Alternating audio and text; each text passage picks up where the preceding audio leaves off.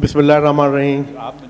सबसे पहले तो मैं शुक्रगुजार हूँ अहमद शाह साहब का, सदर आर्ट्स काउंसिल के इस 18वीं आलमी उर्दू कॉन्फ्रेंस में मौसीकी जैसे अहम शोबे के लिए इतना एक्सक्लूसिव माशाल्लाह यूनिट सेशन यहाँ पर तरतीब दिया है।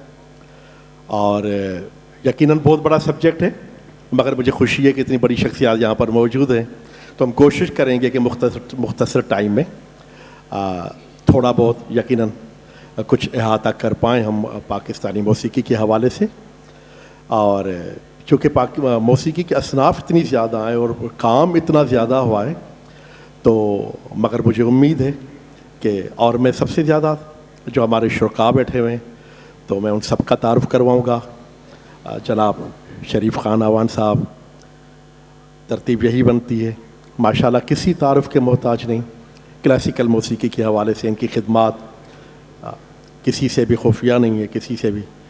तो इनका काम माशाल्लाह तहज़ीब फाउंडेशन के हवाले से इनकी ख़ास नज़र, इनका ख़ास ज़ौक़ हमारा ट्रेडिशनल मौसीकी में, क्लासिकल मौसीकी में माशाल्लाह बहुत बड़ा काम कर रहे सर, आपको खुशामदीद कहते हैं।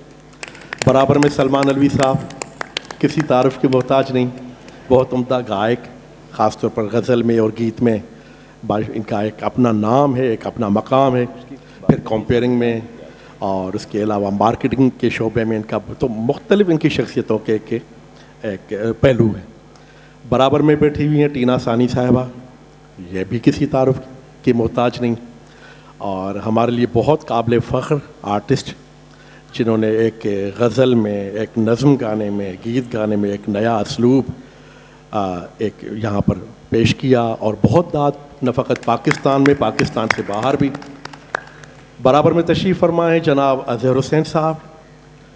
मैं ये कहूँ कि पाकिस्तान के चंद बहुत मायानाज़ म्यूज़िशियन, उनमें इनका नाम आता है, बहुत बड़ा काम किया और कोई पाकिस्तान का ऐसा म्यूज़िक डायरेक्टर नहीं है जिनके साथ इन्होंने काम ना किया हो। बहुत अच्छी शख्सियत, पढ़ी लिखी शख्सियत। बराबर में तशरीफ़ फरमा है अरशद महमूद साहब। अब यकीन कीजिए कि मेरा न मनसब है न मकाम है कि इन शख्सियत का मैं तारुफ़ करवाऊँ, बट ये कि फ़न अदाकारी हो, मौसीकी हो, कंपोजिशंस हों, जो अरशद साहब का एक मकाम पर EMI में, और इनका काम मुंतज़िम बहुत आला माशाल्लाह। तो आप सब जितनी भी यहाँ पर शख्सियत बैठे हैं इनसे वाकिफ़ हैं। टाइम कम है तो हम चाहेंगे कि जल्दी जल्दी गुफ्तगू आगे करें। शरीफ आवान साहब, सर आपसे मेरी गुजारिश ये है कि क्लासिकल मौसीकी, आपको पता है कि यहाँ पर जो मुख्तलिफ़ घराने थे, ये पटियाला घराना, ये श्याम चौरासी घराना, ग्वालियर घराना, दिल्ली घराना, उन घरानों के जो बड़े बड़े लोग, उस्ताद सलामत अली ख़ान, उस्ताद नज़ाकत अली ख़ान, उस्ताद फ़तेह अली ख़ान, उस्ताद अमानत अली ख़ान, फिर यहाँ पर ग्वालियर घराने के उस्ताद फ़तेह अली ख़ान, हमीद अली ख़ान, बेगम रोशन आरा बेगम साहिबा, मुख्तलिफ़ घराने जिन्होंने कहा। तो एक वो पूरी रिवायात थी कि उस ज़माने में रेडियो हो, टेलीविज़न हो, बाकायदे क्लासिकल मौसीकी के प्रोग्राम होते थे, पूरी दुनिया को पता चलता था। वो राग रागनियाँ, वो ठाठ, वो ताल, वो सारी चीज़ें। अब आप इस पूरे इस सीन को आप अपने अंदाज में, कि अगर ये मौसीकी का सफ़र है तो क्लासिकल मौसीकी को क्या रहा है और अब आप क्या देख रहे हैं, इससे इब्तदा करें फिर आगे बढ़ते हैं। बहुत शुक्रिया सारे दोस्तों को आदाब। ये जो क्लासिकल ट्रेडिशन है इस खत्ते की, हमारी मौसीकी भी इतनी ही पुरानी है जितनी कि ख़ुद तहज़ीब। और बात करना इसलिए मुश्किल है कि तवालत बहुत है। मेरी नज़र में एक आखिरी ब्लॉक जो बनता है हमारी हिस्ट्री का, वो 500 साल पहले का है। अगर सिर्फ 500 साल पहले से ले लें, उससे पहले भी हिस्ट्री रिकॉर्डेड मौजूद है और हमें मालूम है कि हमारी ट्रेडिशनल मौसीकी, जिस चाहे फोक हो या उसको बाद में क्लासिकल का नाम दिया, राग मौसीकी, लेकिन वो सब कुछ खूबसूरती इस बात की यह है कि हर दौर में चीज़ें कंपाइल हुई हैं, कंसोलिडेट हुई हैं, अगले दौर के लिए तैयार हुई हैं। एक लिविंग ट्रेडिशन है, इसको कहीं से हमें ढूंढना नहीं पड़ा, इसको कहीं से खुरचना नहीं पड़ा, आसार कदीमा से नहीं निकालना पड़ा, बल्कि ये लोगों के साथ ज़िंदा थी। तो जो आखिरी ब्लॉक बनता है हमारी नज़र में, वो 500 साल ही है कि जिसमें ध्रुपद भी की रवायत कायम हुई है, ख़याल की रवायत कायम हुई है, और ये दोनों क्लासिकल जॉनरेज जो हैं इन्होंने अपना जो इंस्पिरेशन है वो दरअसल फोक म्यूज़िक से ही लिया है, लेकिन अपने अपने स्टाइल से। तो एक तो ये तय हुआ। घराने की बात आप फरमा रहे हैं, घराना थोड़े से इसके भी बाद आए हैं, यानी जॉनरेज बन चुकी थी, लोगों ने अपने अपने ज़ौक़ के मुताबिक उसको इस्तेमाल करना शुरू किया। फिर बीच में जैसे जैसे तारीख़ ने अपने रुख मोड़े हैं, तो घराना एज ए रिएक्शन हुआ है, यानी हमारे आर्टिस्ट को ये जाता है ये क्रेडिट कि उन्होंने अपने अपने स्टाइल को, पहले तो डिक्शन और स्टाइल ही की बात थी, दरअसल हर घराने का अपना स्टाइल था जो आखिर में मर्ज होता गया है, वो भी शायद वक्त की ज़रूरत हो। तो मैं चाहूँगा कि इस पर हम यहाँ से शुरू करते हैं और बाद में कर लेंगे, लेकिन इसकी जो 2-3 खुसूसियात हैं वो ये है कि इट इज़ एवर चेंजिंग। तो ये कभी नहीं समझना चाहिए कि कहीं जमूद भी हुआ था, बल्कि वो फरेब नज़र है सुकून व सबात, तड़पता है हर ज़र्रा कायनात, या जैसे कि इकबाल ने यही कहा था, सबात एक तगैर को है ज़माने में। जी। तो अगर इसी क्राइटेरिया पर हम आज का सेशन शुरू करते हैं तो फिर हमें बात करने में मज़ा आएगा और आपको सुनने में अच्छा। बड़ी अच्छी बात की आपने शरीफ खान साहब, और यकीनन आपने अच्छी तमीदी ये गुफ्तगू फरमाई। सलमान भाई, आप ये बताएं, आपका टेलीविज़न से ख़ास ताल्लुक़ रहा है, और रेडियो से पे जो रेडियो से, टेलीविज़न से यकीनन, ख़ुद भी आप आर्टिस्ट हैं, तो टेलीविज़न का जो एक रोल रहा है, आपको पता है कि टेलीविज़न के जो ख़ास कंपोज़र्स रहे हैं जिन्होंने काम किया, जैसे अरशद साहब मौजूद हैं यहाँ पे, आपने परफॉर्म किया, टीना साहब, बल्कि सब ने, अजहर भाई ने भी। तो वो जो टेलीविज़न के बाद जो कंपोज़र्स आए, जैसे सबसे पहले तो नज़र साहब, नज़र हुसैन साहब, नियाज़ अहमद साहब, करीम शाहबुद्दीन साहब, ग़ुलाम अली साहब, ज़फ़र अली साहब, फ़ेरोज़ गुल साहब, फ़ेरोज़द्दीन साहब, मुजाहिद हुसैन साहब, सोहेल राना, निसार बज़मी साहब, और ऐसे भी रहे हैं आशिक अली खान साहब, बहुत ज़्यादा, आशिक अली खान, हाँ बिल्कुल, अनोखा लाडला वाले। तो फिर वो जो गुलूकार जिन्होंने टेलीविज़न से इब्तदा की, तो वो एक ख़ास तरबियत, एक जिस पे प्रोड्यूसर की भी एक नज़र होती थी, और जो कलाम वहाँ पर पेश किया गया, ज़्यादातर जो कलाम लिखा गया, जो शायर थे उन्होंने जो कलाम लिखा, जैसे जमीलुद्दीन आली साहब, मसरूर अनवर साहब, हसन अकबर कमाल साहब, इस तरह का बहुत सारा, मोहम्मद नासिर साहब के लिए बहुत लिखा जी। तो इस पर ज़रा सा आप गुफ्तगू देखें। शाह साहब, अस्सलाम वालेकुम सर। बात यह है कि मेरे नज़र में तो म्यूज़िक शुरू में था कहाँ से, रेडियो, टीवी और फिल्म, ये 3 मेन। रेडियो से शुरू हुआ था जब टीवी नहीं आया था, जब टीवी आया तो जाहिर है टीवी विजुअल था उस पर। उसके बाद अगर आप गौर करें तो जो सारा अच्छा म्यूज़िक था वो टीवी से आता था, फिर कमर्शलाइज होता था, टीवी से ही लोग सुनते थे। और जितने ऐसे आर्टिस्ट हैं जिनको टीवी की वजह से एक पहचान मिली, मतलब मैं तो यूँ यहाँ तक जाऊँगा कि उस्ताद अमानत अली खान साहब को भी टीवी ने जो शनाख्त दी ना, इंशा जी उठो अब कूच करो, मौसम बदला, रुत गदरा, मतलब इस तरह की चीज़ें जब उन्होंने गाई हैं, उनका क्लासिकल अपनी जगह, मगर इसी तरह Mahnaz Begum television, Nahid Akhtar television, Sajjad Ali television, नहीं नए में आ जाएं आलमगीर, मोहम्मद अली शेखी, ये सब टेलीविज़न है। बड़ी अच्छी बात।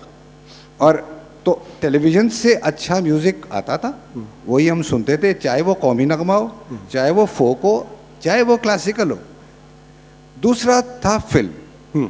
अब जाहिर है फिल्म इंडस्ट्री की बुनियाद पर, पहले तो आपको ये मालूम है, सबको मालूम है कि पहले फिल्में हिट होती थी म्यूज़िक की वजह से, चाहे वो हिंदुस्तान हो चाहे पाकिस्तान हो। बिल्कुल, फिल्म का म्यूज़िक अच्छा होता था, म्यूज़िक पहले रिलीज़ हो जाता था, फिर फिल्म आती थी, फिल्म म्यूज़िक से पहचानी जाती थी। फिर जो भी खैर फिल्म इंडस्ट्री में हमारे यहाँ एक डिक्लाइन आया, उसकी वजह से फिर क्या होने लगा कि कमर्शियल आइटम्स लेके फिल्म में शामिल कर लिए गए जी। जो कमर्शियली हिट हो गया गाना वो फिल्म में ले लिया गया, रिवर्स हो गया। अब भी आप गौर कर, अच्छा फिर उसके बाद अनफॉर्चुनेट ये है मेरे नज़र में कि इतने चैनल्स हो गए, जो एक वाहिद चैनल जितना म्यूज़िक प्रोड्यूस करता था ना, सारे चैनल मिल के भी उतना म्यूज़िक नहीं प्रोड्यूस कर रहे। ये थोड़ी सी मेरे लिए, और अब आप फिर दूसरी चीज़ मेरी ये देखें, मगर हैविंग सेड सो, आजकल हिट क्या है? हम लोग बुलाए जाते हैं, टीना, मैं, हम सब जाते हैं कभी कॉम्पिटिशन्स में, जहाँ यंगस्टर्स आते हैं मुख्तलिफ प्लेटफॉर्म से, इंटर स्कूल, इंटर कॉलेजेट वगैरह। उसमें बच्चे गा क्या रहे हैं? बच्चे या पुरानी चीज़ें गा रहे हैं या आज के ड्रामे का OST गा रहे हैं। बिल्कुल, तो वो ड्रामे का OST टीवी है ना भाई। बिल्कुल। तो आप सुनाएंगे तो लोग सुनेंगे। हम जब बात करते हैं चैनल से, वो कहते हैं नहीं सलमान भाई ये वो कोई सुनना नहीं चाहता। आप सुनाएंगे तो सुनेंगे। ड्रामे के OST स्लो भी हैं, चलते हुए भी हैं, क्लासिकल रंग में भी हैं। बिल्कुल। राहत फ़तेह अली खान साहब ने भी गाया है और कुर्रतुल-ऐन बलोच ने भी गाए। तो OSTs to me is TV music. सही। सिवाय इसके कि वो टुकड़ों में सुनाई देता है आपको, तो फिर लोग जाके YouTube पे उसको पूरा सुनते हैं जो पसंद आ जाता है। मैं शायद अगर TV चैनल्स यहाँ बैठे हुए हैं, जाहिर है सारे रिकॉर्ड भी कर रहे हैं, उनको ये कहूँगा चले कुछ ना करें, ये जो आपके ड्रामों के OSTs है ना, जिसने गाया है उसकी आवाज़ में एक वीडियो रिकॉर्ड करके वो अलग से चलाया करें, अपने ही चैनल पर चलाया करें। तो वो जो सिंगर है उसका म्यूज़िक डायरेक्टर का नाम बताएं, सिंगर का नाम बताएं। बाज़ दफ़ा OST बैकग्राउंड में चल रहा होता है और बड़े बड़े हिट हैं जिन पे मिलियंस के हिट हैं। अगर आप YouTube पे चले जाएं तो बाज़ दफ़ा सर्च करना पड़ता है ये गाया किसने। तो मैं कहूँगा ड्रामे में ज़रूर चलाएं, उसके बाद ड्रामा तो ख़त्म हो जाएगा 3-6 महीने के बाद। वो जिस सिंगर ने गाया है उसके ऊपर वीडियो बनाएं, वो गाए, उसके म्यूज़िक डायरेक्टर को बुलाएं और वो फिर चलाएं, ताकि वो सिंगर भी सामने आए, म्यूज़िक डायरेक्टर।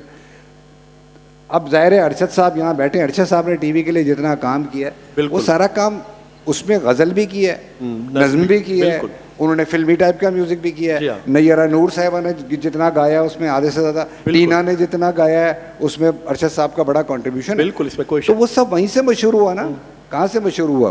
बड़ी अच्छी बात की। अच्छा, टीना साहिबा, खान साहब, मेहदी हसन साहब, ग़ुलाम अली साहब, परवेज़ मेहदी साहब, फरीदा खानम साहिबा, इकबाल बानो साहिबा, एजाज हजरवी, एक गज़ल गाने वाले जो ये बड़े लोग थे, उसके बाद आपने भी उसी असलूब को आगे लेकर आए, एक मॉडर्न अंदाज के साथ, थोड़ी सी जिद्दत के साथ यकीनन। और आपने बतौर ट्रिब्यूट भी उनको गाया है, बहुत सारे आइटम्स आपके ऐसे भी। उसके बाद हारमोनियम पे बैठकर एक खातून इस तरह का खूबसूरत गाना गा रही हों, जिसमें फैज़ साहब की नज़में भी हैं, गज़लें भी हैं, मुख्तलिफ मौसीकारों की कंपोज की हुई चीज़ें भी हैं। आप उस चीज़ को, उस लेगेसी को आगे बढ़कर आपने एक परफॉर्म किया। आपका ये तजुर्बा कैसा रहा? अस्सलाम वालेकुम जी। मैं इस तजुर्बे को क्या कहूँ, 1980 में मैंने टेलीविज़न पे पहला प्रोग्राम किया और उस वक्त पाकिस्तानी मौसीकी के हवाले से ये जितने लोग जिनका आपने भी जिक्र किया है ये सब गा बजा रहे थे। तो कैन यू इमेजिन कि कितना रिच म्यूज़िकल माहौल था।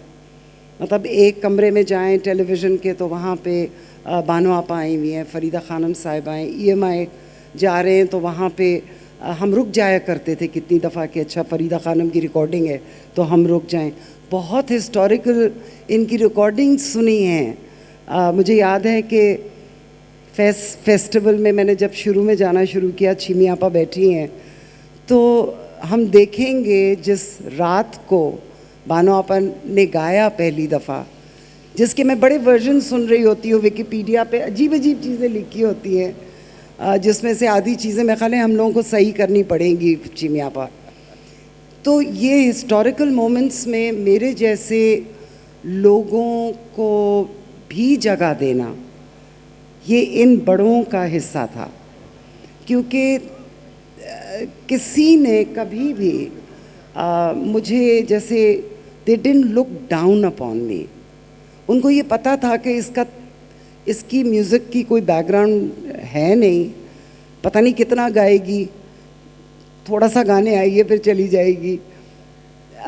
लेकिन मुझे नहीं याद कि मैंने कभी भी बैठ के, उसमें रोशनारा बेगम भी, I was very very lucky कि वो उसमें मैं शायद तकरीबन सबसे ही मिली हूँ, सिर्फ खामोशी और हाथ जोड़ने के हद तक। कोई गुफ्तगू क्या करेंगे आप उनसे। हाँ, सवाल मेरा होता था कि आप मुझे बताएं मैं रियाज़ कैसे करूँ, तो कोई ना कोई गुण मुझे मिलता था। मुझे याद है रोशनारा बेगम साहिबा, हम लोग किसी टेलीविज़न की कोई अवार्ड सेरेमनी में थे और वो आराम से कुर्सी पे बैठी हुई थी, लंच का टाइम था, बिरयानी सर्व हुई थी सब आर्टिस्टों को, और वो प्लेट में बड़े खूबसूरत उनके हाथ में मेहंदी सी लगी हुई थी, और वो हाथ से बहुत ही चिकनी किस्म की जो बिरयानी थी ना, और हमें सिखाया जाता था कि टमाटर नहीं खाना और ये नहीं खाना और ठंडा पानी नहीं पीना। तो मैं तो वहाँ उस माहौल से आई थी, और मैं देख रही हूँ कि रोशनारा बेगम आराम से बैठी बिरयानी खा रही हैं। तो मैं लिटरली आई सैट डाउन, मैंने कहा प्लीज़ आप बताएं गले का ख्याल कैसे रखते हैं। तो मुझे याद है कहती हैं इसको ज़्यादा स्पॉइल मत करो, बिगाड़ो मत, इसको तुम जितनी बिगाड़ती जाओगी नहीं बिगड़ जाएगा, इसको उतना नाजुक ना किया करो। शी मेंट के गले को, हाँ, मतलब खाओ पियो, हम अचार भी खाते हैं, मैं ठंडा पानी भी पीती हूँ, मैं सारा कुछ करती हूँ, क्योंकि बहुत सारी मिथ्स होती हैं, मगर इस किस्म की बातें इनसे सीखी। जब तक मैं आई हूँ, आई थिंक अरशद को बहुत याद होगा, क्योंकि मैं इमीडिएटली फिर एक EMI की ने साइन अप किया था।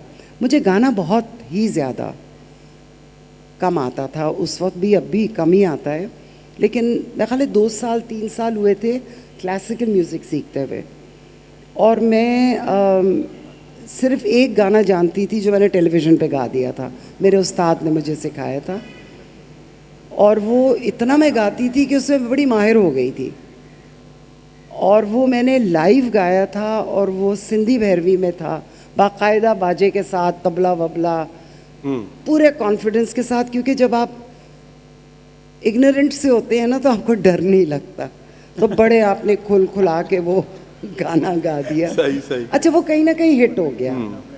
डर मुझे उसके बाद लगा है, तो डर के बाद ये था कि अगला गाना क्या करना है। तो मुझे एहसास हुआ कि अगर आप सीखे हुए नहीं हैं बड़ी अच्छी तो बात है। आप कभी भी बिल्कुल। जिद्दत आगे नहीं लेके जा सकते अपने काम की। तो ये तो मेरी कहानी थी छोटी, अब आप आगे बढ़ें फिर हम गुफ्तगू करेंगे। अजहर भाई, बड़ी अच्छी गुफ्तगू हो रही है माशाल्लाह। जी जी।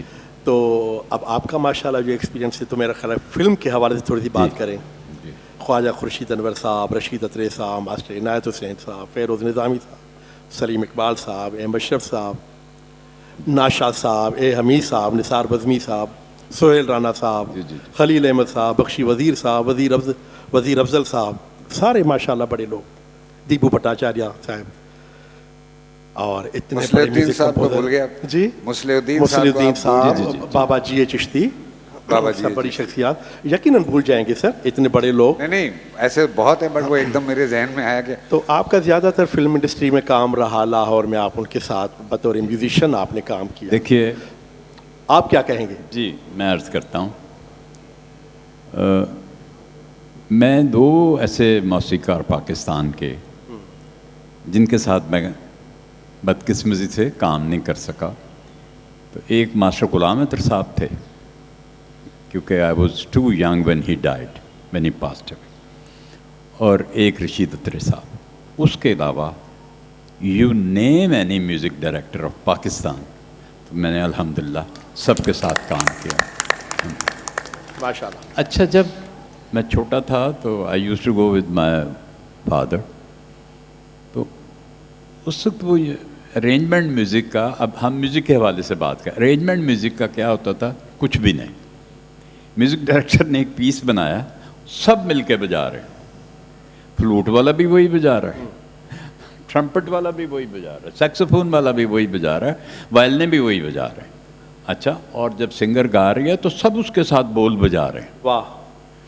तो सब खड़े होंगे, आगे सिंगर खड़ी है, सब पीछे पापा लगे हुए हैं। तो अरेंजमेंट का एलिमेंट नहीं था उस वक्त, अरेंजर्स नहीं थे जो बताते कि देखिए ये पीस जो है इसका एक्सेंट है, ये वायलेंस का है, ये वायलेंस आएंगे, वायलेंस के पीछे एक काउंटर पार्ट चैलो का चलेगा और फिर उसके बाद मैंडलिन्स आएंगे तो उनका काउंटर वायलेंस करेंगे। ये कॉन्सेप्ट नहीं था। फिर आस्ता आस्ता आगे हमारे कुछ गवा के म्यूजिशियन भी थे लाहौर में, उन्होंने फिर वो स्टाफ नोटेशन जानते थे, उन्होंने फिर बताया कि जैसे इंतज़ार में ख्वाजा खुर्शीद अनवर साहब के साथ जो अरेंजर थे उनका नाम था Baba Peter, he was a very very good arranger. तो उन्होंने ख्वाजा साहब मिसाल में टोड़ी में गाना कंपोज किया तो वो उसके हार्मनीज निकाल के बताते थे कि वाह, ये इनके हार्मोनिक्स नोट्स हैं। जिस दिन से पिया दिल ले गए। जी जी जी जी जी तो वो उससे काम फिर निखार आना शुरू हुआ। उसके बाद फिर with the arrival of few music directors from India, जिसमें निसार बज़मी साहब आए, नशाद साहब आए। वाह। निसार बज़मी साहब के आने से म्यूज़िक का अरेंजमेंट और स्टाइल जो है वो पाकिस्तान में चेंज हुआ, क्योंकि ही वॉज द वन, मेरे एक शायद सुहेलाना साहब थे और एक वो थे जो स्टाफ नोटेशन जानते थे, यानी म्यूज़िक लिखना। म्यूज़िक एक लैंग्वेज है जो ऑल ओवर द वर्ल्ड चलती है, तो वो हमारे यहाँ नहीं था उस वक्त। तो निसार बज़मी साहब जानते थे, तो वो पेपर जो इतना बड़ा, इतनी बड़ी शीट होती थी जो घर से वो पूरी लिख के लाते थे, उसके हिसाब से फिर म्यूज़िक चलना शुरू हुआ। तो फिर हमें नज़र आया कि ये लीड इलेक्ट्रिक गिटार आई है, ये वायलिन्स आ गए हैं, ये फ्लूट आ गया, ये मैंडलिन आ गए, तो उससे म्यूज़िक में एक शाइस्तगी पैदा हुई। मैं समझता माशाल्लाह, बड़ी अच्छी बात की। हाँ, वसत फैलाओ, ये मेरे टीचर हैं, ये बता। रेंजर। अच्छा, अरशद साहब की तरफ आएंगे जनाब। अब अरशद साहब की यकीनन शख्सियत के बहुत पहलू हैं। इनका कमाल ये है कि जनाब आली इन्होंने एक रिवायती राग रागिनियों में भी तो कंपोजिशन की, बहार आई की जैसे यकबार जो था, तो राग दुर्गा, फिर जनाब तो क्या ये तय है कि अब उम्र भर, तो वो पता नहीं क्या दारा है, क्या है मुझे नहीं पता, आप बड़े लोगों को पता होगा। तो इस तरह का तजुर्बा करना, फिर आपने मॉडर्न गाने जो बनाए जो नाज़िया हसन और ज़ुहैब से, तो आप खुद गिटार पे बैठ के बच्चों के प्रोग्राम से लेकर एक म्यूज़िक के आपके में आपकी शख्सियत का जो एक तनव्वु है, जो उसमें एक बहुत वैरायटी है आपके फ़न में, आपकी सोच में, और फिर इतनी फैज़ साहब के हवाले से जो आपने काम किया है, और यकीनन उसके लिए तो जितनी भी तालियां बजाएं हम सब वो कम है। बड़ा एक शानदार काम। अरशद साहब, आपने खुद बड़ा काम किया और बड़े लोगों के साथ काम किया, आपके यहाँ पर क्या तासुरात क्या है? देखिए, मैं ये समझता हूँ कि जिसको हम ट्रेडिशन कहते हैं, वो असल में ट्रेडिशन नहीं होती, वो आपकी नशस्त व बर्खास्त है। यानी हमारी नशस्त व बर्खास्त जो है, जो भी है इस वक्त, वो हमने देखी और सीखी है अपने बुज़ुर्गों से। वाह। और मुझे बहुत शौक़ था म्यूज़िक का बचपन से, और बड़े गौर से म्यूज़िक सुनता था, और कुछ मैंने काम करना शुरू कर दिया था, यानी 22 साल की उम्र में कॉम्पोजिशन करनी शुरू की अक्कड़ बक्कड़ से। तो करके भी तजर्बा हुआ, और काम करके ही आपको पता चलता है कि आप कितने जाहिल हैं। तो फिर उसका भी कोई तदारक सोचा कि यार ये जहालत से तो ये काम आगे नहीं तो यहीं ख़त्म हो जाएगा, तो कुछ इसके बारे में जानकारी भी हो। अच्छा, फिर लकीली मुझे 1976 में मौका मिला, EMI ने मुझे, और मेरा पहला असाइनमेंट जो था, मुझे I was to assist Khwaja Khurshid Anwar in recording Ragmala के खुसरवी। तो वो 30 LP हैं, और जिन्होंने नहीं सुना है वो पूरा सेट देखे, वो something to cherish and something to.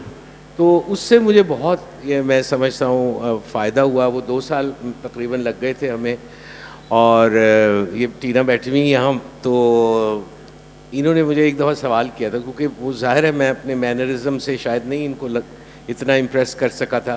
तो इन्होंने मेरे से पूछा, तुम्हें दुर्गा राग आता है? नहीं, I didn't ask. My father did.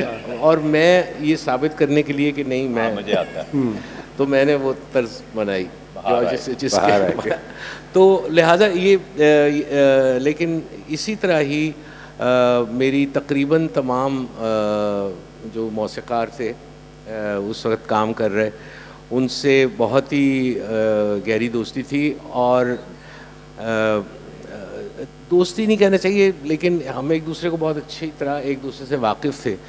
और जो असल में दोस्ती मेरी हुई, जिसके गवाह हैं अज़हर हुसैन, वो निसार बज़मी साहब के साथ, कि हमने कोई 3-4 दफ़ा हम दोनों, मैं और बज़मी साहब, क्योंकि वो जहाज़ से सफ़र नहीं करते थे, तो किसी प्रोग्राम के सिलसिले में मैंने कहा आप ट्रेन पे जाते हैं हर दफ़ा तो बहुत बोरियत आपको होती होगी, चलें बाई रोड चलते हैं।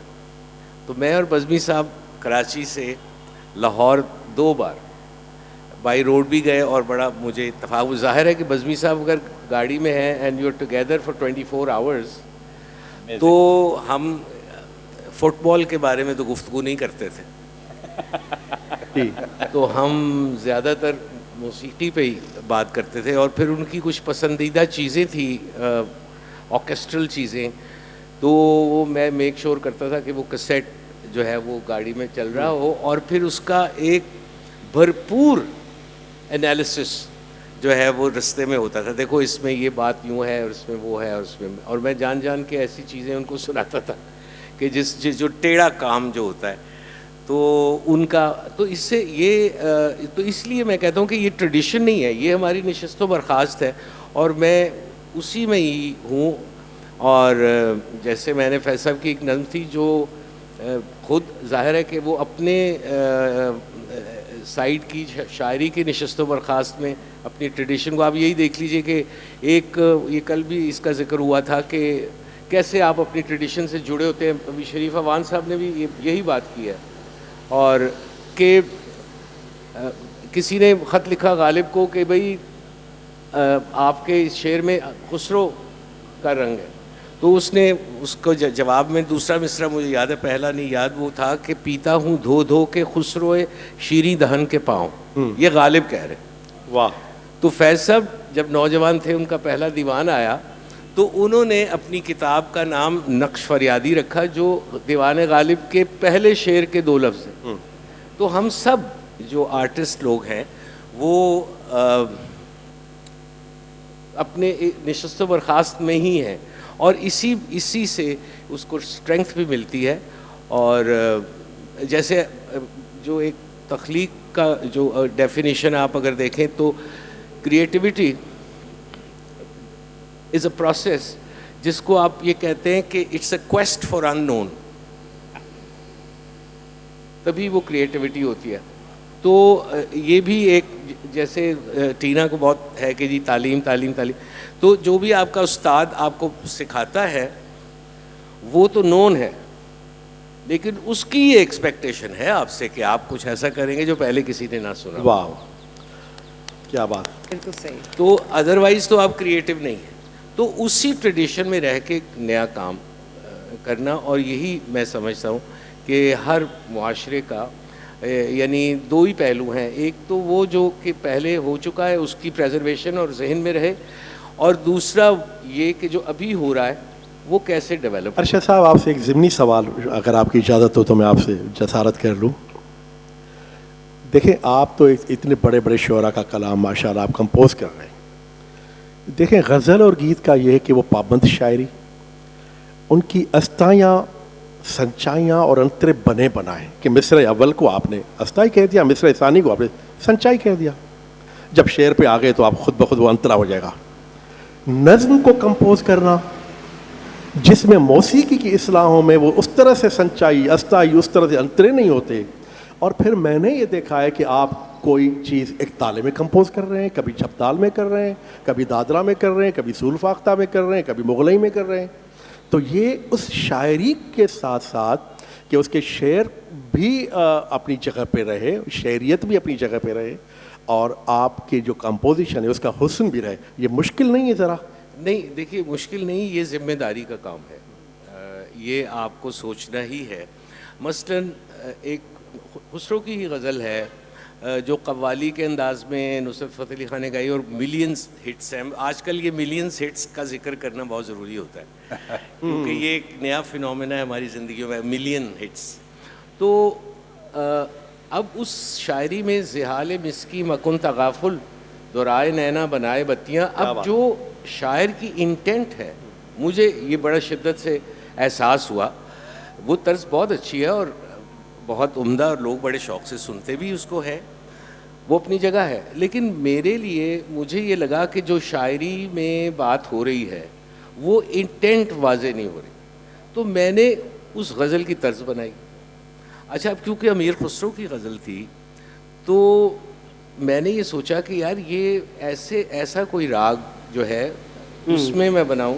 अच्छा, अब राग एमन भी अमीर खुसरो से है कि जी उनकी ईजाद है, लेकिन इसके ऊपर बहुत सारी कंट्रोवर्सी भी है। लेकिन कुछ ऐसे राग हैं हमारे इसमें कि जिनका नाम ही पर्शियन में है, जी हाँ, तो उनके बारे में आप वसूख से कह सकते हैं कि ये बिल्कुल बिल्कुल। तो खुसरो साहब, एक राग है ज़ीलफ। अच्छा, ज़ीलफ भी जो है हमारी ट्रेडिशन में दो तरीक़ों से गाया जाता है, एक भैरो ठाट में गाया जाता है, बिल्कुल, एक असावरी में गाया बिल्कुल जाता है। बिल्कुल। तो मुझे ये लगा कि भैरो ठाट की जो शक्ल थी, जो मैंने पुराने रिकॉर्डिंग्स देखी और सुनी और पढ़ा, संगीत की जो किताबें उनमें भी दर्ज है, तो मुझे लगा कि जो भैरों में जिस तरीके से गाया जाता है उसका बड़ा एक सेंट्रल एशियन माहौल है।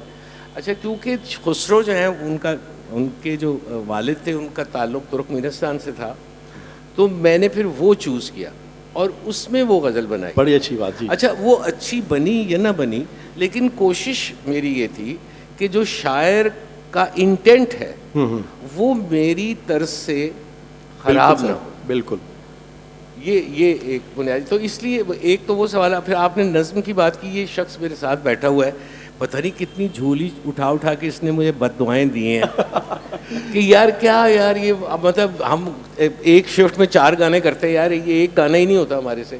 सही। अच्छा, फिर एक नया तरीका नोटेशन का हमने डिस्कवर किया, इसमें मैं इसका बड़ा वो हूँ, कहता है इसके बगैर ये होगा ही नहीं। हमने एक दिन पहले मिलके इनके घर में फ्लैट में कागज़ के ऊपर कॉर्ड शीट लिखी, यानी एक एक बार को हमने काउंट करके पूरी कॉर्ड शीट लिखी है इसके। तो वो आजकल बहुत लोग इस्तेमाल हो रहे हैं, मैंने नैपा में भी वो इंट्रोड्यूस करा दी। अब तो नहीं, मैं अर्ज करूँ अरशद भाई, मैंने तो एक्चुअली ये आई थी मुसर्रर नज़ीर साहबा EMI में आपका ही काम करने के लिए, तो उनके साहबजादे साथ आए थे। Basically he was a drummer and a singer. तो उन्होंने कॉर्ड शीट बना के मुझे दी, तो मैंने कहा कि ये कैसे होगा, तो उन्होंने मुझे सिखा दिया कि भाई ऐसे आप काउंटिंग करते जाएं। फिर जब मैं नाज़िया ज़ोएब के साथ इंग्लैंड शो करने गया तो वहाँ गोरे सारे यही कॉर्ड शीट ही यूज़ कर रहे थे, तो हमारे लिए वो कोई नई चीज़ नहीं थी। आपका वो था घर मुझे इसका यकीन, वो इन्होंने किया था, तो वो कुछ 3 महीने में, मैं ख्याल 4 महीने में कंपोज हुई। वो तो इनका काम है ना। वो किताब मेरे पास है अभी थी ना, उसके वो तुमने डेट्स लिखी हुई है। अच्छा, वो यू हैव दैट। अच्छा, और वो उसके ऊपर तुमने डेट्स लिखी हुई है कि ये मैंने इतने 4 मिसरे जो है इस डेट को याद किए थे, ये 4 मिसरे इस डेट को याद किए थे। नहीं, उसमें आपने जो अच्छा साहब टेम्पो का कह रहे हैं, अच्छा अच्छा, उसमें इन्होंने 2 मुख्तलिफ टेम्पोज यूज़ किए हैं। अच्छा, इन्होंने उसमें दादरा भी है और रूपक भी है, और वो बड़ा मुश्किल हो रहा था हमारे तबला प्लेयर्स के लिए। अच्छा, यहाँ पता है क्या, मैं सॉरी आपकी बात से मैं इसको आगे बढ़ा रही हूँ कि शायर की इंटेंट क्या थी। मुझे याद है जब आपने बोल के लव कंपोज किया था, तो मेरे लिए इट्स लाइक अ लमेंट। ये गुस्से में नहीं है। मुझे लोग कहते थे, मुझे याद है Areeb, I think Areeb and I were having a conversation because he is very sort of he's got that fire in him. So I think वो एक दौर था कि जिसमें कि इट शुड बी बोल के लब आज़ाद है तेरे, बोल के जा अब तक तेरी है, वो भी सही है। I think it's all about you and how you feel. नहीं, इसमें एक And I think you knew Faiz Saab, so you knew he wouldn't talk like that. Faiz साहब मेरे ख्याल ऐसे बोलते नहीं होंगे। जो मुझे ये असलम साहब ने भी कहा था, असलम अजहर साहब ने, और उन्होंने कहा कि यार तुमने क्या ये बना दिया है, मतलब उसे बोल के लब आज़ाद है तेरे। तो मैंने कहा अच्छा, मैं अब ये बुज़ुर्ग थे सब, तो अब इनको कैसे, मैं बदतमीज़ी भी नहीं करनी तो, लेकिन क्योंकि शरारती मैं बचपन से था, अब भी हूँ, अब भी है। तो मैंने असलम साहब से कहा, मैंने कहा सर मेरी एक प्रॉब्लम है। उन्होंने कहा क्या? मैंने कहा सर मैंने कभी फैज़ साहब से ये 3-4 दफ़ा सुनी है नज़्म, वो कभी ऐसे नहीं पढ़ते थे। वो कहते थे बोल कि लब आज़ाद है तेरे, बोल ज़बां अब तक तेरी है, बोल कि तेरा सुतवा जिस्म है तेरा, मतलब तेरा सुतवा जिस्म है तेरा, बोल कि जहाँ अब तक तेरी है। तो वो ऐसे नहीं पढ़ते थे जैसे आप पढ़ते हैं, तो मेरे पे वो बहुत ज़्यादा हावी है, वो उनका तरीका। माशाल्लाह, मेरा ख्याल लेकिन है अरशद, मैं एक टीना साहिबा, कंपोजर, जी जी जी फरमाया। मैं क्योंकि मुझे आई बिन सो लक्ड आउट कि मैंने मुझे मौका मिला बहुत मुख्तलिफ़ किस्म के कंपोज़र्स के साथ काम करने का, और मेरा ख्याल है कि आज जो ये ट्रेंड चला हुआ है कि आप ख़ुद कंपोज़ करें और गाएं, मैं अमूमन यंगर जनरेशन को ये कहती हूँ कि ये फिर आप वही कंपोज़ करोगे जो आप गा सकते हो, then you will try and play safe. Obviously मैंने भी अपने लिए कंपोज़ कभी कभी किया है, और मैंने बड़ा वहीं खेली हूँ जहाँ मैं खेल सकती हूँ। अब अगर आपको बज़मी साहब जैसे कंपोज़र मिलें जो बिल्कुल आपको पटख डालते हैं और कहते हैं कि I expect you to do it, या अरशद, आई रिमेंबर अरशद तो मेरी बहुत लड़ाई भी म्यूज़िक पे और क्रिएटिविटी पे हो चुकी है, होती थी, और एक गाने पे मैं इतनी नाराज़ हुई थी, मैंने गा भी दिया, मैंने कहा कि अरशद ये क्या कॉम्पोजिशन है, are you trying to prove to the world that I can't sing. ये कहते हैं तुमने मुझे नीचा दिखाने के लिए कॉम्पोजिशन ये किया। मैं composition खातिन हज़रात आपको वो कॉम्पोजिशन बता भी सकता हूँ कौन सी थी, फिर आप बताइए।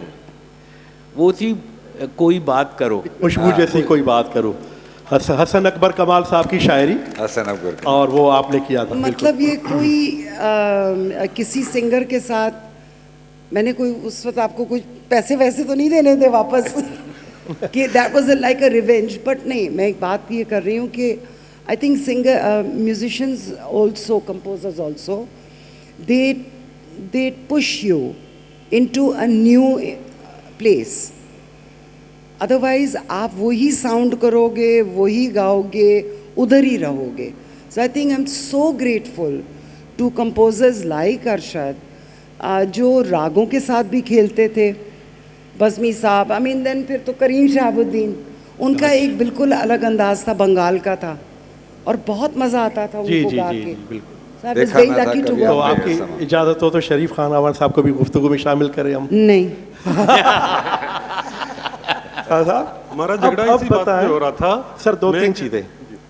एक तो हमारा ट्रेडिशनल मौसीकी, आप जब मौसीकी की बात करेंगे, उस्ताद मंजूर अली ख़ान, उस्ताद मोहम्मद जुम्मन, तुफ़ैल नियाज़ी साहब, रेशमा साहिबा, आबदा परवीन साहिबा, बहुत सारे, और हमारे KPK में बलूचिस्तान में बड़े अच्छे जरसांगा और जनाब माशूक सुल्तान, उसके अलावा नूर मोहम्मद नूर अल बलूचिस्तान की बात करेंगे आप। एक तो वो है जिसका जिक्र माई भागी का जिक्र करेंगे हम, जो फोक है, इन्होंने भी गाया है माई भागी का, खड़ी नीम के नीचे। आप OST की बात खूबसूरत कर है। रहे थे ना, तो OST से तो मैं मशहूर हुई हूँ। जी जी बिल्कुल, वो और आप नैयरा नूर, मैडम नूरजहान, मैं तेरे संग कैसे चलूं, अरे क्या कहने, बहुत पुराना तो सीन इस है पे OST। आप क्या कहेंगे शरीफ मैं साहब? तो टीना सानी की जो पहली कैसेट आई थी ना, मैं उसका एनी शाहिद नहीं, एनी सामे भी हूँ, सुनी है। मतलब वो पहली ही हमारी समाअतों का सिलसिला शुरू हुआ था। अच्छा जनाब, हमारा इस दौरान मैं अमजद शाह साहब से कह रहा था, झगड़ा ये था मेरे और इनके दरमियान में कि डिस्कशन बंद करके सवाल लिए जाएं, लेकिन शाह साहब के पास इख्तियार है, तो मैं भी कुछ अर्ज़ करता हूँ कि अगर मुस्तकबिल पर कोई बात की जाए तो ये सारे मैं जिक्र कर दूंगा जिन हमारे फोक आर्टिस्ट का आपने जिक्र किया है, लेकिन सच ये है कि अगर मुझे कहने दें कि मुस्तकबिल क्या है, तो मैं ये अर्ज़ करूंगा कि करेंगे अहले नज़र नई बस्तियां आबाद, और ये जुमला मेरा खबरिया समझिए। मुझे ये डर है कि अहले नज़र जो हमारे हैं वो कहीं नई बस्तियों में न चला जाएं, जिस तरह की कदर हमने की है वो कोई ऐसी काबिल रश्क है नहीं। हमारा आर्टिस्ट, हमारा मुसन्निफ, हमारा पेंटर, वो उसको हम नहीं मानते जब तक वो बाहर की सनद ना लेकर आए। मेरी ज़िंदगी में बहुत सारे लोग आज भी मौजूद हैं जो नुसरत फ़तेह अली खान साहब को नहीं मानते थे, इसलिए कि जनाब कोई कहता था इसकी आवाज़ ख़राब है, कोई कहता था इसके वालिद और चचा बहुत अच्छे थे इसलिए हम इनको नहीं मानते। तो जब तक उनको बाहर की सनद नहीं मिली है तब तक वो नुसरत फ़तेह अली खान किसी ने नहीं माना है। अब मसला यही है कि इस वक्त हम जो बैठे हैं वो मौसीकी में इंटरेस्टेड लोग हैं। उस्ताद नसीरुद्दीन सामी साहब को हर कोई जानता है, लेकिन शायद ये ख़बर भी हम तक ना पहुंची हो कि आगा खान फाउंडेशन का एक बहुत बड़ा अवार्ड उनको मिला है। वाह, नहीं पहुंची ना, मुझे दुख हो रहा है इस बात का। और उसके साथ कोई $5 लाख का इनाम भी मौजूद है उनके साथ। अब इसी बात का डर है मुझे कि नसीरुद्दीन सामी साहब या और उनके साहबजादगान वो किसी नई बस्ती को आबाद करने चले जाएंगे। ये हमें सोचना भी चाहिए। ये बहुत खुशी की बात है एक तरफ, और एक तरफ बहुत दुख की बात है कि ये काम, ये रिकग्निशन हमें क्यों नहीं, हमारी तरफ से क्यों नहीं मिलता, हमारा मुआशरा क्यों नहीं हमारे आर्टिस्ट की कदर करता। जो बात आपकी ट्रेडिशन की बात, उस मेरे 35 साल की खिदमत यही है कि हम इस ट्रेडिशन की खूबसूरती को लोगों के सामने पेश करते आ रहे हैं। हमारा सारा म्यूज़िक, चाहे वो फिल्म म्यूज़िक हो जिसके बारे में आप बात कर चुके हैं, वो मौसीकी जो अरशद महमूद साहब जिसमें डील कर रहे हैं आज तक, वो सारा जो राग बेस्ड है। राग हमें ना आए, हमारे गाने वाले को राग ना भी आए, जी बिल्कुल, एक सेकंड, लेकिन वो राग की टेक्निक को जानता है। वही एक सुरीलापन है जो हमारे गाने को दुनिया के गाने से मुनफरिद बनाता है। अर्शद साहब थोड़ी सी मैं अर्ज करूंगा, मैं बताऊं इसमें थोड़ी सी हम करेक्शन कर दें, हम क्योंकि सभी एक दूसरे को बहुत अच्छे तरीके से जानते हैं। देखिए, कुछ हमारे में से ही लोग हैं जो सारा दिन सुबह से लेके शाम तक ये कहते हैं देखो ये क्या बेड़ा गर्क हो गया, क्या जी म्यूज़िक कहाँ से चला गया, अजी कोई सुनता ही नहीं जी, कुछ नहीं। ये मुजाहिद आदमी है जिनका नाम शरीफ अवान है माशाल्लाह, कि इन्होंने कहा कि भाई नहीं सुनता तो ना सुने, हमने तो ये काम करना है। माशाल्लाह, बड़ी अच्छी बात है। ये है वो बात। और अब मुंतज़िमीन का दो ही यानी चीज़ें हैं जो आपको मजबूर करती हैं इस तरह के काम करने में। सही। अच्छा, एक तो ये है कि आपको इस फ़न से मोहब्बत है और आप चाहते हैं ये काम हो, ठीक, एक तो ये मोहब्बत है। अच्छा, दूसरा ये है कि क्योंकि आप देखते हैं कि इस फ़न से जुड़े हुए कुछ लोग बहुत ज़्यादा पैसा बना रहे हैं, तो पैसे के लिए आप काम करेंगे, उसकी नीयत और उसकी हैत, उसकी हर चीज़ और तरह की होगी। तो लेकिन ऐसे लोग जो इसकी परवाह किए बगैर कि ये बिकेगा या नहीं बिकेगा, फिर भी वो काम किए जा रहे हैं, वो तो मुजाहिद हैं। सही बात, वो तो जहाद कर रहे हैं। अच्छा सलमान भाई, सर मैं बात अपनी गुफ्तगू इसी पर ख़त्म कर देता हूँ। सवाल कह रहे हैं कि अब ख़त्म हो रहा है टाइम आपका, तो मैं चाहूँगा कि कुछ अब बताएं कि अब हम कहाँ जा रहे हैं। देखिए जी, हम अभी न्यू जनरेशन को क्या दे रहे हैं, वो थोड़ा टच सबने किया है इस पे, और इस पे सवालिया भी होता है कि जी अब वो ऐसी म्यूज़िक क्यों नहीं बन रही। नहीं, म्यूज़िक आज भी अच्छी बन रही है। ये कहना कि नहीं अच्छी बन रही, ऐसा नहीं है। बुरी हमेशा से बुरी भी बनती थी, अच्छी भी बनती थी, अच्छी पॉपुलर हो जाती थी। अब नई टेक्निक्स अगर आप अडॉप्ट नहीं करेंगे तो आप दुनिया के साथ नहीं चलेंगे। अगर इंस्ट्रूमेंटेशन चेंज हो रही है तो हमें चेंज कर। अब देखिए, जो नीशेस हैं, क्लासिकल है, गज़ल है, ये नीश है, ये हमेशा से नीश है, हमेशा से खवास का रहा है, हमेशा खवास का रहेगा। तो आप उसको सोचना कि वो पॉपुलर म्यूज़िक की तरह पॉपुलर हो जाएगा, तो ये फिर हमारी वो है कि हमारी सोच ही गलत है। तो ये जो नई जनरेशन आ रही है, ये अब एआई का इस्तेमाल कर रही है, पूरा म्यूज़िक एआई से बन रहा है। मुझे कोई ख़राबी नहीं नज़र आती। मैं सिर्फ क्या कह रहा हूँ कि अच्छा यार, एआई का सहारा लो, टोटल डिपेंड मत करो उसके ऊपर। यानी ये बिल्कुल ऐसा ही है कि खानसामा पका रहा है तो उससे कोई यार तरकारी काटनी है ना तुमने, तो कटवा किसी असिस्टेंट से लो, बाकी तो मसाले वसाले तुमने करने आखिर में। तो वो टाइम बचाओ अपना। एआई से वो वहाँ तक काम ले लें, वेरी गुड, वो बैकग्राउंड के ट्रैक्स बना देता है, कुछ आपको कॉर्ड दे देता है, कर लें। मेरे लिए जो एक बहुत बड़ा सवालिया निशान है, अच्छा ये भी कुछ जो ये टीना ने कहा कि अपनी कंपोजिशन बना रहे, बेशक बनाए, मगर ये ठीक है दूसरों की कंपोजिशन में गाने से आपका गाना फैलता है और बेहतर होता है।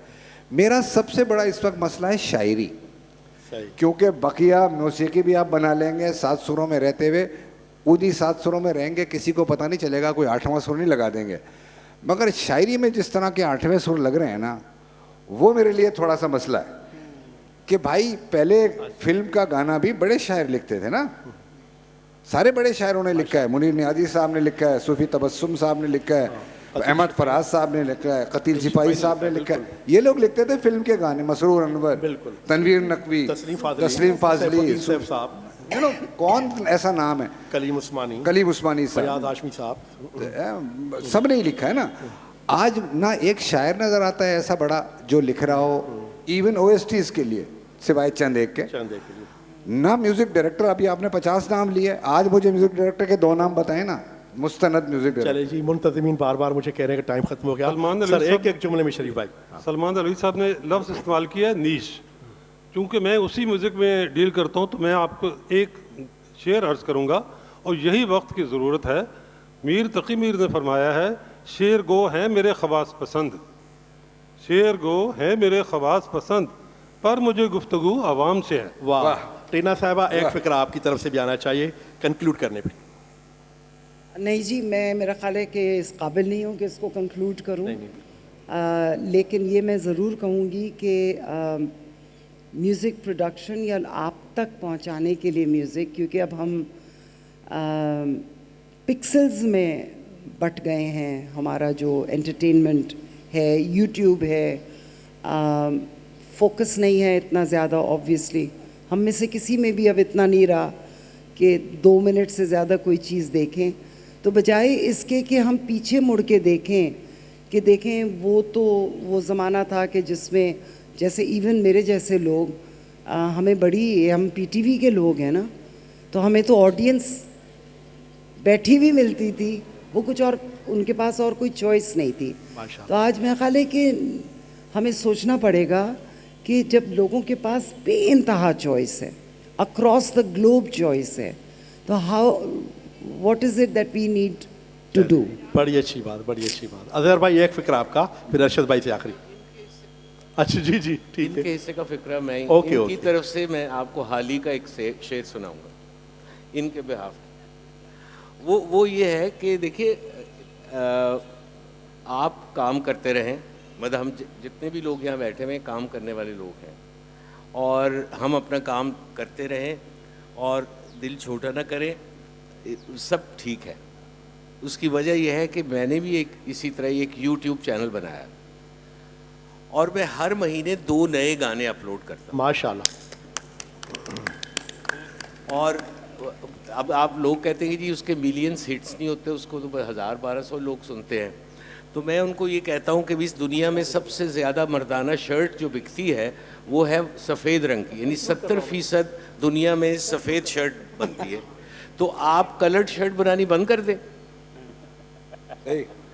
तो भाई मेरा भी काम सुन ले, मैं आपको मना नहीं कर रहा कि आप सफ़ेद शर्ट ना बनाएं भाई, मैं क्यों कहूँ आपसे, आप बनाएं, लेकिन मुझे भी वो कलर्ड शर्ट बनाने दें जो कम बिकती है। वाह। तो ताकि इसकी वुसअत जो है, हमारे जो नशिस्त बर्खास्त है, मैं इसको ट्रेडिशन नहीं कह रहा, हमारी अवान साहब, हमारी जो नशिस्त बर्खास्त है उसकी वुसअत कायम रहे। वाह। ये एक काम है। और ये भी क्रिएटिव आदमी है, मैं भी क्रिएटिव आदमी हूँ। हाल ही का शेर सुनाता हूँ कि है जुस्तजू कि खूब से है खूब तर कहाँ, जी, अब ठहरती है देखिए जाकर नजर। वाह।